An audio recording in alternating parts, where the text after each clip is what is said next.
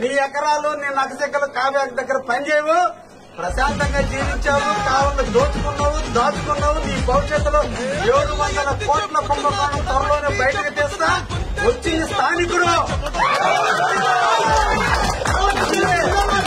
ముసళ్ళ పండుగ పెట్టుకోక నాతోనే పెట్టుకున్నావు. నీ సంగతి ఏంటో భవిష్యత్తులో ప్రజలు చేస్తారు. బాలు దగ్గర సందాలు అనుకుంటున్నావు, రైతు మిల్లల దగ్గర సందాలు అనుకుంటున్నావు, ఆఖరికి రేషన్ బియ్యం కూడా ఉంటుంది. నువ్వు కూడా కావ్య కృష్ణారెడ్డి అనే స్థాయి నీకుందా? దొంగ నచ్చినట్టు చేసి దొంగతనం నువ్వు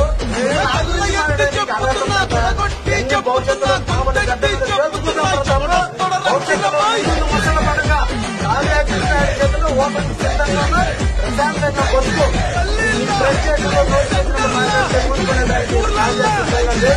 కార్యకర్తలు అండగా నిన్న రోజుల్లో కార్యకర్తలు